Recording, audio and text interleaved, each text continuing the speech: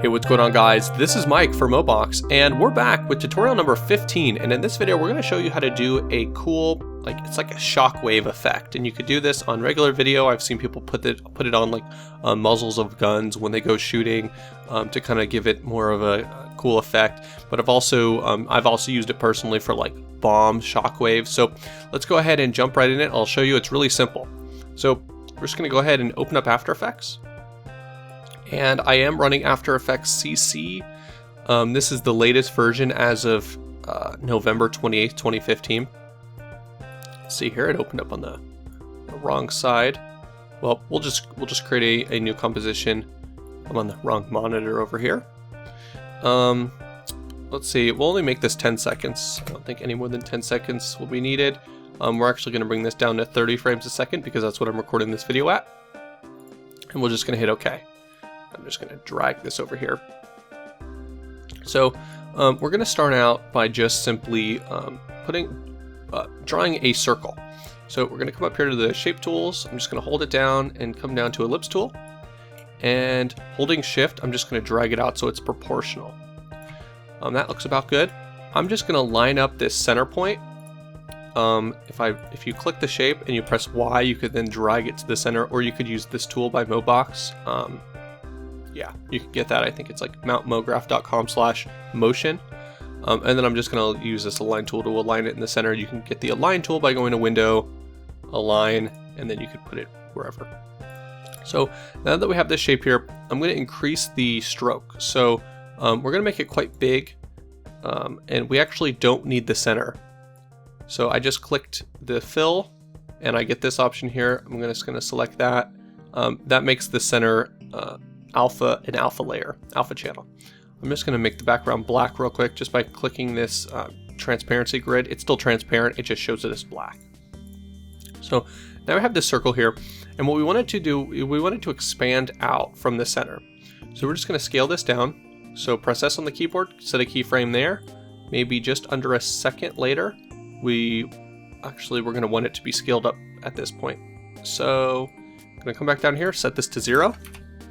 But we could also do is we could also make this a little bit more interesting. So just so you know, we actually want this to scale off the screen to about there. But we might also want maybe the stroke width to also expand or shrink. So let's just open this up and go into Contents, Ellipse, Stroke, and we could set the stroke width. So I'm just going to press U on the keyboard now, and it's going to bring up all of my keyframes. So I like the stroke width at the end, but in the beginning it's kind of like too thin. So maybe we'll set it like that. So that way, as it scales, the stroke kind of it doesn't really have that much variation. Or you could just leave it. It's up to you. I think actually I'm just going to leave it. I don't mind it too much with the way it looks. So yeah. So the next thing we want to do is we want to make this so it has some sort of I guess fuzziness to it, and that fuzziness will give a cool variation to the actual look when you apply it to a layer, because we're going to be using a tool called Displacement Map, and Displacement Map runs off of contrast, so we need this to be high contrast. We can't have it just be one color. So we're going to go to Effects, and we're going to choose, I believe it's Noise, and I think it's Turbulent Noise. Just drag this on here, and we want to then increase the contrast. So the more contrast, really the better. That's basically the most important part. You can increase the complexity. You can do all kinds of stuff here. Evolution's kind of cool, so we might want to do some evolution. Set a keyframe for evolution there. Go to our time. Maybe set this to 1. Maybe we'll have it kind of have some cool evolution as it moves. Again, any change in contrast will affect the video positively, or make the effect more positively perceived. So we could ease these just to make them look a little bit nicer.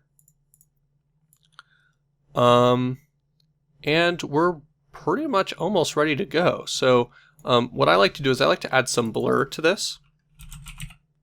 So I use Gaussian blur. I don't really know the difference between all the blurs, but this one just seems to work.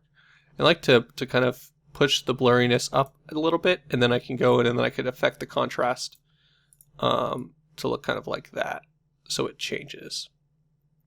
You could also add some turbulent displacement to this. I don't think it's that necessary, but so we're just going to leave this the way it is right now. So now I'm going to create a new composition, composition new, and I'm just going to leave all these settings here. And I'm just going to come and I'm going to, from the desktop here, I have this graph paper like grid that I've created. And I'm going to use this as the backdrop so you could see the motion very clearly. So when I come in and I drop in composition 1, which is my turbulent displacement map, or the map that I want to displace. Actually, I want to drag these keyframes out. I want this to be maybe longer just for reference. You'll have to kind of see how you want it. But so now that I have these two layers on each other, I could actually kind of add some motion blur to these if I want. I'm just going to look for displacement map. So displacement map basically allows you to take any layer, in this case, the composition 1, I'm going to make it invisible, and allows you to have the contrast affect the layer itself. So you can already kind of see that it's starting to bend it, but it's not really doing a great job at it. So we're going to come in here, we're going to change this to luminance, we're going to change this to luminance, and we're going to increase this. So now you could tell already that there is something going on there, and that looks pretty cool. So you can see that it does bend the layer. If you do it too much, you got to kind of play within the bounds of your layer. It starts to bend the outsides. An easy remedy is I just like to duplicate the layer, and you can't do this all the time, but in this case you can. If you duplicate the layer, you could usually get away with it because the background, you can't really tell that the background isn't being affected by this. Like you could just kind of barely tell right there that it was coming up black. But ultimately, when you actually watch the video back, it looks very smooth. And again, you could put this onto anything. Muzzles of guns, really anything. It's just a really simple way to kind of do a shockwave.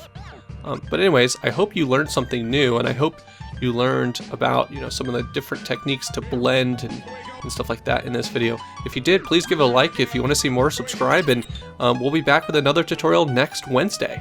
Anyways, guys, thanks for watching.